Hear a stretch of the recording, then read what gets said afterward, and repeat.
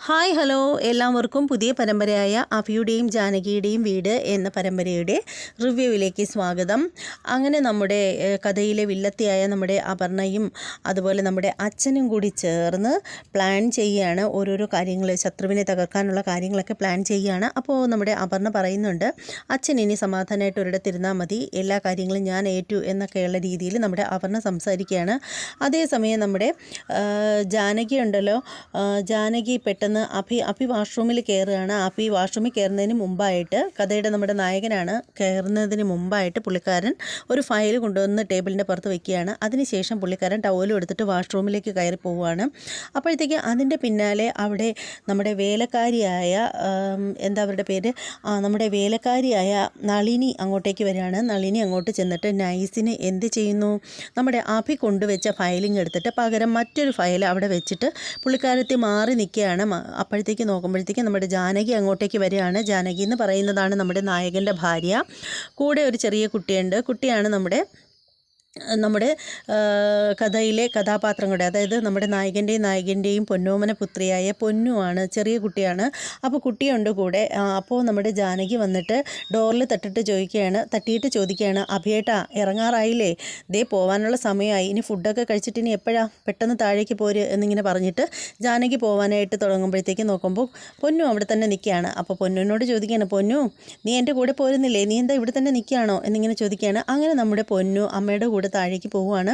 അപ്പോൾ ആ സമയത്തുണ്ടല്ലോ നമ്മുടെ അഭി കുളി കഴിഞ്ഞ് വരികയാണ്. അപ്പോൾ നമ്മുടെ നളിനി ആണെങ്കിലുണ്ടല്ലോ കൊണ്ടുവന്ന് മാറ്റി വെച്ച ഫയൽ, അതായത് അഭിയുടെ ഫയലിങ് എടുത്തിട്ട് പകരം മാറ്റി വെച്ചിട്ട് അഭിയുടെ ഫയൽ നമ്മുടെ നളിനിയുടെ കയ്യിലുണ്ട്. പുള്ളിക്കാരത്തി ആ ഫയലും കൊണ്ട് പോകാനായിട്ട് ഇറങ്ങുമ്പോഴത്തേക്ക് ജാനകി അവിടെ നിൽക്കുന്നത് കൊണ്ട് പുള്ളിക്കാരത്തിക്ക് പോകാൻ പറ്റുന്നില്ല. അങ്ങനെ ആ ഫയൽ നമ്മുടെ നളിനി അഭിയുടെ ബെഡ്റൂമിൻ്റെ ഒരു സൈഡിലോട്ട് ഇങ്ങനെ ഒളിപ്പിച്ച് വെക്കുകയാണ്. എന്നിട്ട് കൈയും വീശി ഇറങ്ങി ഇങ്ങ് പോവുകയാണ്.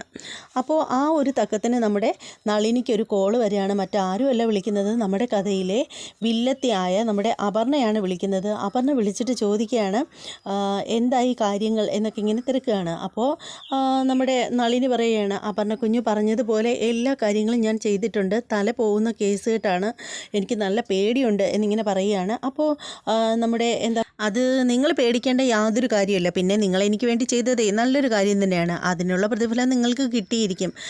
പിന്നെ കുറച്ച് സമയം കഴിയുമ്പോഴുണ്ടല്ലോ നിങ്ങളുടെ വീടിൻ്റെ മുൻഭാഗത്തായിട്ട് ഒരാൾ വരും, ഗേറ്റിൻ്റെ അടുത്തേക്ക് ഇറങ്ങി ചെന്നാൽ മതി, ഞാൻ അയാളുടെ കയ്യിൽ 2 പവൻ്റെ സ്വർണ്ണവള കൊടുത്ത് വിട്ടിട്ടുണ്ട്, അത് കൂലിയായിട്ട് എടുത്തോളൂ എന്നിങ്ങനെ പറയുകയാണ്.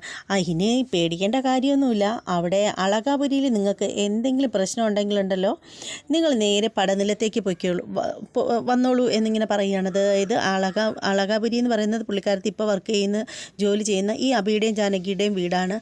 ഈ പറയുന്ന പടനിലം എന്ന് പറയുന്നത് ഈ നമ്മുടെ അപർണയുടെ വീടാണ്. അതേസമയം നമ്മുടെ ജാനകി ആണെങ്കിൽ അലക്കാനിട്ടിരുന്ന തുണികളൊക്കെ എടുത്തിട്ട് മടക്കി കൊണ്ടുവന്ന് അലമാരിയിൽ വെക്കുകയാണ്. അലമാരിയിൽ വെച്ചിട്ട് ഇങ്ങനെ നോക്കുമ്പോഴത്തേക്ക് ഒരു ഫയൽ അവിടേക്ക് താഴേക്ക് മാറിയിരിക്കുന്നത് കാണുകയാണ്. അങ്ങനെ നമ്മുടെ ജാനകി അത് എന്താണെന്ന് അറിയാൻ വേണ്ടിയിട്ട് ഇങ്ങനെ കയ്യിലെടുത്തിട്ട് ഉടനെ ജാനകി വിചാരിക്കുകയാണ്, ഇതിന്ന് ലേലത്തിന് സബ്മിറ്റ് ചെയ്യേണ്ട ഫയലാണല്ലോ, അഭിയേട്ടൻ എന്താ ഫയൽ മറന്നു വെച്ചിട്ടാണോ പോയത് എന്ന് വിചാരിച്ചിട്ട് പെട്ടെന്ന് ജാനകി അതിൻ്റെ ഈടുകൾ മറിച്ച് നോക്കുമ്പോൾ കാണുന്നത് അത് അഭി കൊണ്ടുപോവേണ്ടിയിരുന്ന ഫയലല്ല, പകരം ഇത് മറ്റേതോ ഫയലാണ്.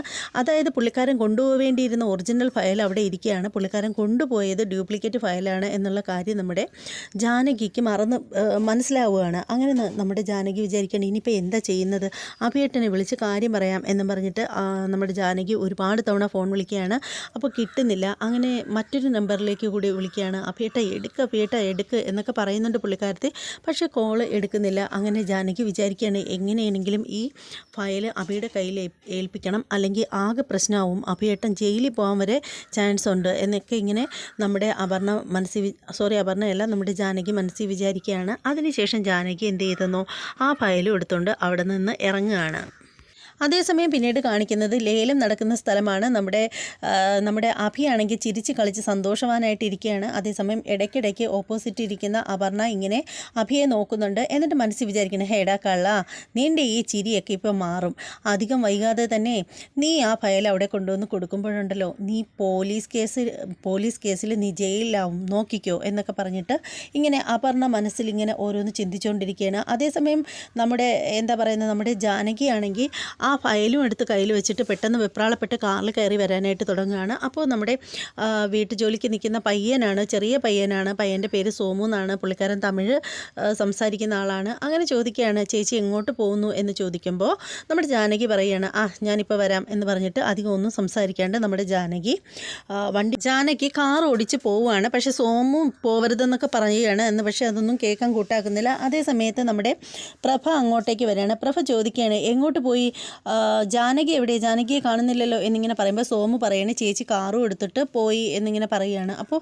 കാറും കൊണ്ട് പോയോ, അത് ഈശ്വര എന്ത് അവിവേകം ഈ കുട്ടി കാണിച്ചത്. കാരണം നമ്മുടെ എന്താ പറയുക, നമ്മുടെ ജാനകി ഡ്രൈവിംഗ് ചെയ്യാൻ പഠിക്കുന്നതേ ഉള്ളൂ, പുള്ളിക്കാരത്തി പഠിച്ചു കഴിഞ്ഞിട്ടില്ല. അതുകൊണ്ടാണ് നമ്മുടെ പ്രഭ ടെൻഷൻ അടിക്കുകയാണ്. അപ്പോഴത്തേക്കിന് നമ്മുടെ അവിടുത്തെ മുത്തശ്ശി വരികയാണ്. മുത്തശ്ശി എന്ന് പറയുന്നെങ്കിലും അധികം മുത്തശ്ശിയൊന്നും അല്ല, അധികം പ്രായമൊന്നും ആയിട്ടില്ല. നമ്മുടെ മുത്തശ്ശി അങ്ങോട്ടേക്ക് വരികയാണ്. അപ്പോൾ മുത്തശ്ശി ചോദിക്കണേ, എന്താ പ്രഭേ, എന്താ കാര്യം? ജാനകി മോള് കാറും എടുത്തിട്ട് പോയെന്ന്. മോക്കാണെങ്കിൽ ശരിക്കും ഡ്രൈവ് ചെയ്യാൻ അറിയില്ലല്ലോ. ഓ, അവൾക്ക് അല്ലെങ്കിലും ഇത്തിരി അഹങ്കാരം കൂടുതലാണല്ലോ. വണ്ടി ഓടിക്കാൻ അറിഞ്ഞിടത്ത് അവൾ വണ്ടി എടുത്തുകൊണ്ട് പോയിരിക്കുന്നു. അവൾക്ക് എവിടെ നിന്ന് കിട്ടി ഇത്ര തൻ്റെ ഇടം? അവൾ ആരോട് ചോദിച്ചിട്ടാ ഈ കുടുംബത്തിലെ വണ്ടി എടുത്തുകൊണ്ട് പോയത്? ഇങ്ങ് വരട്ടെ, മഹാ അഹങ്കാരി അവൾ. നീ കണ്ടോ പ്രഭേ, പോകുന്ന വഴിക്ക് അവൾ ആരുടെയെങ്കിലും നെഞ്ചത്ത് വണ്ടി കൊണ്ടിട്ട് കയറും, അതല്ലെങ്കിൽ അവൾ എവിടെയെങ്കിലും കൊണ്ടിട്ട് ഇടിക്കും. രണ്ടിലൊന്നും അറിയാം ഇന്ന് എന്നൊക്കെ പറഞ്ഞിട്ട് നമ്മുടെ മുത്തശ്ശി ഭയങ്കര കലിപ്പ്. അപ്പോൾ ആ സമയത്തിന് പ്രഭ പറയുകയാണ്, അമ്മ എന്ത് വർത്താനായി പറയുന്നത്? ഇങ്ങനെയൊക്കെയാണോ ഒരു വഴിക്ക് പോകുന്ന കുട്ടികളെക്കുറിച്ച് സംസാരിക്കേണ്ടത് എന്നിങ്ങനെ ചോദിക്കുകയാണ്. ഓ, അല്ലെങ്കിൽ നീയും സൂര്യയും കൂടിയല്ലേ അവളെ എടുത്ത് തലയിൽ വെച്ചിരിക്കുന്നത്. അവളിനി എത്ര പേരുടെ ജീവൻ എടുക്കുമെന്നേ കണ്ടറിയാം എന്നിങ്ങനെ പറയുകയാണ്. അപ്പോൾ ഉടനെ പ്രഭയ്ക്ക് ദേഷ്യം വരികയാണ്. പ്രഭ പറയുകയാണ്, അമ്മ ഒന്നും മിണ്ടായിരിക്കുന്നുണ്ടോ എന്നിങ്ങനെ പറയുകയാണ്. അതേസമയം പിന്നീട് കാണിക്കുന്നത് അപർണയാണ് കാണിക്കുന്നത്. ലേലം പിടിക്കുന്ന സ്ഥലമാണ് കാണിക്കുന്നത്. അവിടെ അപർണയോട് പറയുകയാണ്, അപർണയുടെ ഫയൽ കൊണ്ട് വയ്ക്കാനായിട്ട് പറയുകയാണ്. അങ്ങനെ നമ്മുടെ അപർണ ഫയൽ കൊണ്ടുവന്ന് സബ്മിറ്റ് ചെയ്യുകയാണ്. അപ്പോൾ നമ്മുടെ അതേ സമയത്തുണ്ടല്ലോ നമ്മുടെ കാർ ഇങ്ങനെ ചീറിപ്പാഞ്ഞ് വരികയാണ്. അതേസമയം മറ്റൊരു കാറാണെങ്കിലുണ്ടല്ലോ അളകാപുരിയിലേക്ക് കയറി ചെല്ലുകയാണ്. നേരെ വണ്ടിയുടെ ഡോറ് തുറന്ന് ഇറങ്ങി വരികയാണ്. മറ്റാരുമല്ല, അത് നമ്മുടെ അമലാണ്.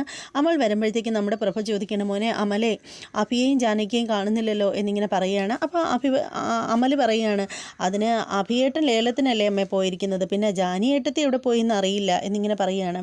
അപ്പോൾ ഉടനെ അത് ജാനകി വണ്ടി എടുത്തുകൊണ്ടാണ് മോനെ പോയത് എന്നിങ്ങനെ പറയുമ്പോൾ അമൽ പറയുകയാണ്, എൻ്റെ അമ്മേ, അതിന് ജാനിയേട്ടത്തിക്ക് വണ്ടി നന്നായിട്ട് ഓടിക്കാൻ അറിയില്ലല്ലോ, പിന്നെ എന്തിനാണ് വണ്ടിയൊക്കെ എടുത്തുകൊണ്ട് പോയത് എന്നിങ്ങനെ പറയുകയാണ്.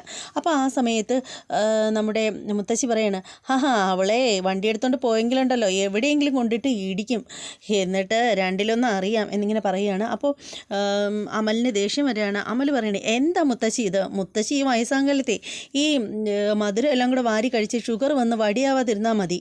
എന്തൊരു നാക്കാ ഇത് എന്നിങ്ങനെ അമൽ പറയാണ്. ഓ പിന്നെ ഇവന് ഞാൻ പറയുന്നത് ഇഷ്ടപ്പെട്ട് കാണില്ല എന്നിങ്ങനെ പറയുകയാണ്. അങ്ങനെ പറഞ്ഞുകൊണ്ടിരിക്കുമ്പോഴത്തേക്ക് ബൈക്കിൽ വരികയാണ് നമ്മുടെ സുരേന്ദ്രൻ വരികയാണ്.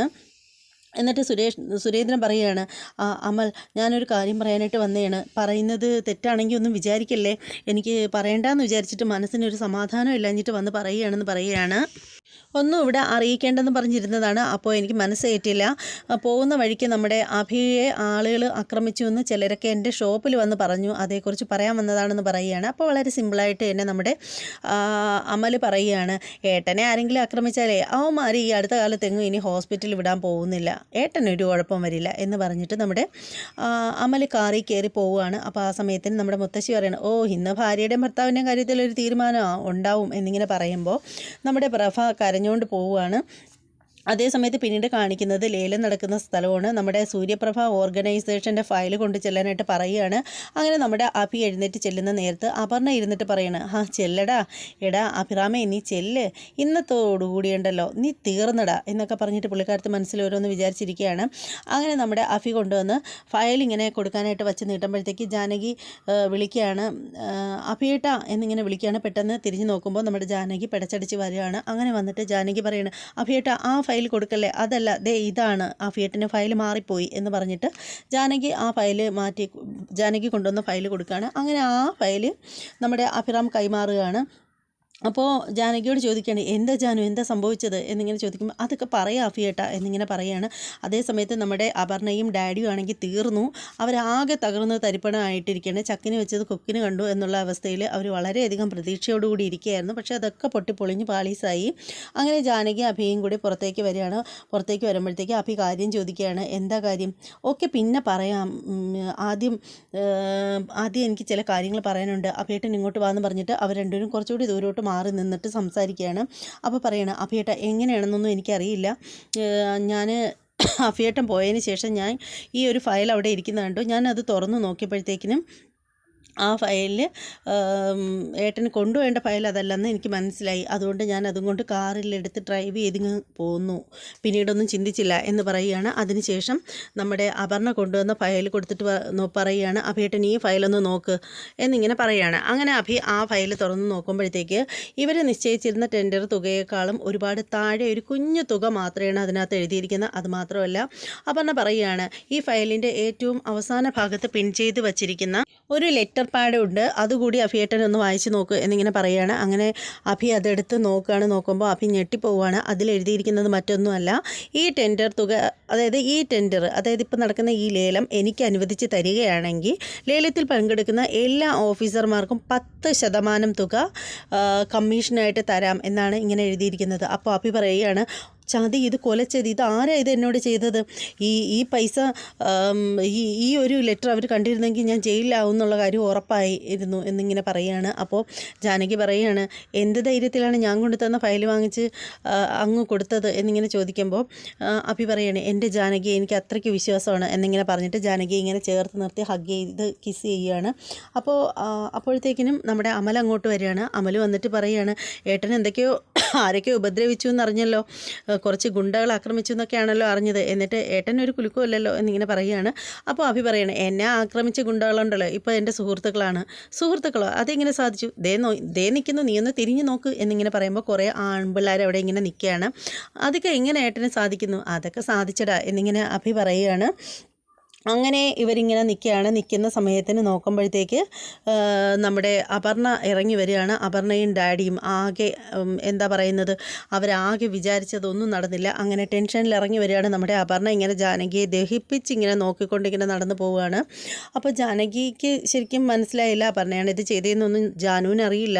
ജാനു ഇങ്ങനെ മിണ്ടാണ്ട് ഇങ്ങനെ പോവുകയാണ്. പക്ഷേ അഭിയുടെ മനസ്സിൽ അപ്പോഴും സംശയം ബാക്കിയാവുകയാണ്, ഇതാരാണിത് ചെയ്തത്? എന്തായാലും അപ്പോൾ നമ്മുടെ ജാനകി അഭിക്ക് പറഞ്ഞ് മനസ്സിലാക്കി കൊടുക്കുന്നുണ്ട്, അഭിയേട്ട എന്തായാലും ഇത് പുറത്തുനിന്ന് സംഭവിച്ചതല്ല, ഇത് അകത്തു നിന്ന് സംഭവിച്ചതാണ്, അതുകൊണ്ട് ശത്രു പുറത്തല്ല അകത്ത് തന്നെയാണ് എന്നിങ്ങനെ പറയുകയാണ്. അങ്ങനെ നമ്മുടെ അഭിയും ജാനകിയും ഇങ്ങനെ നിൽക്കുകയാണ്. അതോടുകൂടി ഇന്നത്തെ എപ്പിസോഡ് തീരുകയാണ്. ഇന്നത്തെ എപ്പിസോഡിൻ്റെ റിവ്യൂ എല്ലാവർക്കും ഇഷ്ടപ്പെട്ടു എന്ന് വിശ്വസിക്കുകയാണ്. ഇതൊരു പുതിയ പരമ്പരയാണ്, ഇത് 2ാമത്തെ എപ്പിസോഡ് ആയതേ ഉള്ളൂ. അതുകൊണ്ട് തന്നെ എനിക്കിതിൻ്റെ റിവ്യൂ ചെയ്യാൻ നല്ല വിഷമമുണ്ട്, നല്ല ബുദ്ധിമുട്ടുണ്ട്. കാരണം കഥാപാത്രങ്ങളുടെ പേരോ കാര്യങ്ങളോ ക്യാരക്ടറോ ഒന്നും അത്ര കണ്ട് എനിക്ക് ഒരുപാട് മനസ്സിലാക്കാൻ പറ്റിയിട്ടില്ല. അതുകൊണ്ട് തന്നെ ചില പോരായ്മകളൊക്കെ സംസാരത്തിലൊക്കെ ഉണ്ടായിരുന്നിരിക്കാം, അത് ഒന്ന് ക്ഷമിക്കുക. ആദ്യ എപ്പിസോഡ് ആയതുകൊണ്ടാണെന്ന് മനസ്സിലാക്കുക. ഇനി വരും എപ്പിസോഡുകളിലേക്ക് നല്ല അടിപൊളിയായിട്ട് ചെയ്യാൻ സാധിക്കുമെന്ന് വിശ്വസിക്കുകയാണ്. അപ്പോൾ നമ്മുടെ റിവ്യൂ എല്ലാവർക്കും ഇഷ്ടപ്പെട്ടെങ്കിൽ തീർച്ചയായും നമ്മുടെ ചാനൽ സബ്സ്ക്രൈബ് ചെയ്ത് ബെല്ലൈക്കൻ അമർത്തണം, അതുപോലെ ലൈക്ക് തരണം, കമൻറ്റ് ചെയ്യണം. ഇനി മറ്റൊരു എപ്പിസോഡിൻ്റെ റിവ്യൂമായിട്ട് ഉടനെ വരാം. അതുവരെ എല്ലാവർക്കും ബൈ.